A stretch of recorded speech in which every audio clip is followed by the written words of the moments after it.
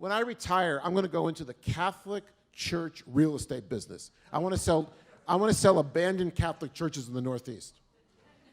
I'd love to take a church and repurpose that church. There was an article 3 months ago, just to give you an example. There was an article 3 months ago about a church in the Archdiocese of Cincinnati, Ohio. It was a beautiful church. I think it was St. George's, but I'm not. And the diocese closed it because all the Catholics had moved out. About 2 years later, from this,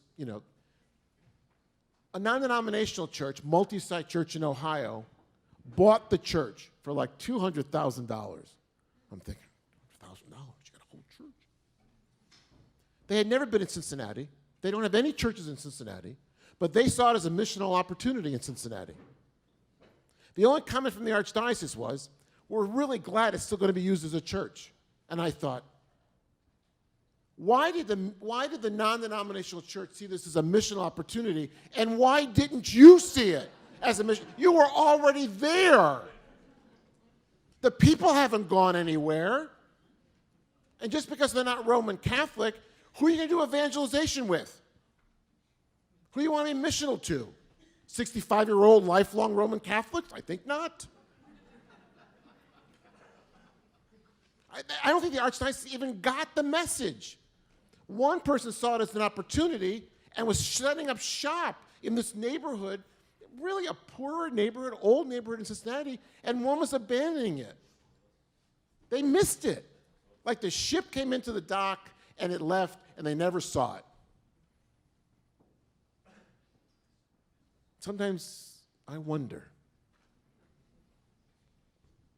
So far, so good? Did I mention there were some possibilities? It's just creativity, it's imagination, it's innovation. And it's churches that aren't willing, it's churches that aren't willing to play by an old playbook. They want to create a new playbook. So missional. Yesterday I mentioned missional. I said part of it is expanding. So my example of that non-denominational church buying that St. George's old Roman Catholic church and seeing it as a missional outpost, that's number one. That's number one. And number two is the pathways. So Wesley Playhouse is number one. It's an outreach. Some of the people might be Methodist, but I have a hunch they were down to 10 or 12 people. How many could be Methodist or Anglican? Their biggest slice are just community people who are now getting a fresh take on Christianity. So it can run the whole gamut from this outreach. Changing the worship time from Sunday morning. So I'm working with a church, large Presbyterian church, and they were struggling with Sunday school for adults, adult Sunday school on Sunday morning, which was at 9:30 on Sunday morning. And the reason for it being 9:30, it's always been 9:30. Since Jesus walked the earth, it was 9:30. It was between the 8 o'clock worship service and the 11 o'clock worship service. 9:30. 9:30 to 10:30 every Sunday, except summertime when you're off for good behavior. And they asked me, said I was down doing something similar. I said, how do we increase participation on Sunday morning? I said, wrong question. The question is, how do you do adult faith formation on days other than Sunday morning, 9:30 to 10:30? They said, we haven't got any young adults coming at 9:30 to 10:30. No, they're all in bed. Or they're on the soccer, baseball, basketball, or their parents, or their... I said, have you thought about doing adult Sunday school on Wednesday night, calling it Adult Wednesday School? Or Monday, or Tuesday, or Thursday, or Friday night at 11 p.m. when young adults are waking up.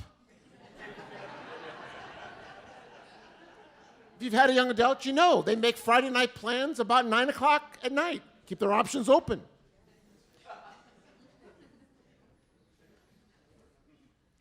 I got looks that you would have thought I just dropped in from Venus. We always do Sunday school for adults on Sunday morning. I said, yes. And what's the average age of the group on Sunday morning? Oh, yeah, about 105. You already have tapped the group that you're going to get on Sunday morning. diversify. So change the venue. Open things up. Life skills, community-based stuff where the church expands its footprint. I work with the church that every year, twice a year, they host in the church the Community Arts Festival. Brilliant. Because this is a Catholic church. They have beautiful stained glass artwork. The old days they would have had, statues all around. Those are, thankfully, there's only one or two very tasteful ones left. But they got people inside the church in the midst of all this great religious artwork who are presenting their artwork. Well, it takes a whole different meaning, doesn't it? When you're doing it inside a beautiful church with beautiful architecture and artwork, and then you're bringing artwork from the community into that venue, and all the church does is host it and serve great refreshments. You see, there's a theme of these 2 days. They hire a chef. All right. It's just thinking community. This is the best missional outreach any church can do. I don't mean just Habitat for Humanity. I mean service. It's a common denominator. If you want younger people involved, be involved in the community. Do things that don't benefit your church but benefit other people. And be out front and wear orange T-shirts that say Holy Trinity on it. Lime green. Don't do black and white. Ugh. Because this T-shirt precipitates a faith conversation. Why is the team from Holy Trinity spending a week in July building a home in New Orleans?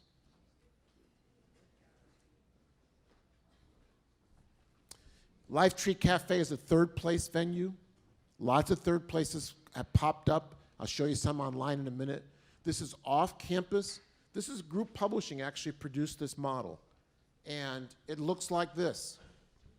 Looks like a cafe in which people can have a non-threatening spiritual conversation and relationship building off the church grounds. So when they described it, I was thinking, this is for 20, 30-somethings. Oh, no.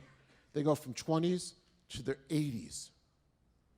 People who want to talk about spiritually significant things, but in a venue that's not religious. So sometimes one church sets up their Life Tree Cafe or takes over a venue once or twice a week. Sometimes the churches in the community do this as a way to do what? Invite people into a safe space which they can have some refreshment, in which they can talk with each other, build relationships, maybe lift up a scripture passage, and talk spiritual stuff, which you can't do in daily life. It's remarkable how that works. This is another example. This is a church in Dallas, in Deep Elam, which is a section of Dallas, and they are a community arts church. It's a church plant, very artistic, music, drama, but I could see this as an outgrowth of an individual church that turns their church into a community arts center once a week, if you're in the right neighborhood. If I was in the middle of a city, you could just transform the space. So you don't have to actually start a church. You could just take their strategy and grab it. And then missional pathways. Are you familiar with the Alpha course? Alpha course is a great example. It's a 10-session program. It's a great example of a pathway. So people start getting in contact with you, and they start asking questions. You got questions? We've got a process, not answers. So it's a 10-session dinner with a weekend. It can be held anywhere. There's Alpha UK is where it started. There's Alpha USA. It's already designed for you, but it's a wonderful way to deal with people. So their promo always is, got questions? Come and join a group. Explore the questions. Living the Questions is very similar, a little different stance, but it looks at the same thing. Notice that these both start with questions as opposed to answers, which should tell you right off the bat they're not Roman Catholic, right?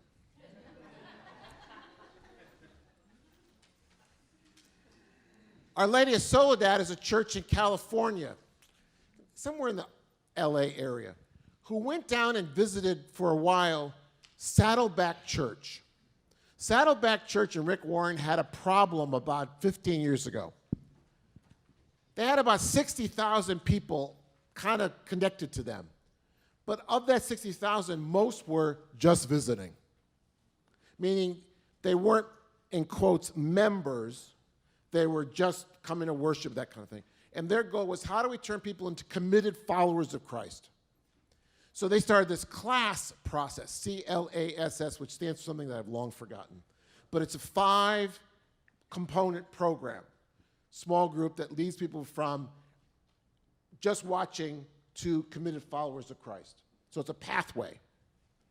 Well, Our Lady of Soledad went, and they Catholicized it, which, of course, we've done that for 2,000 years. Find something good and Catholicize it. And what they did over these 5 mini retreats that span a year, Sunday afternoon to Sunday evening, with, of course, dinner, they structured a pathway for people towards active participation. It's what follows up contact, relationship building, the outreach with here's a pathway towards being an active member of our community. This flips it. Are you familiar with Martha Grace Reese's work, Unbinding the Gospel? I'll take it you are not. All right.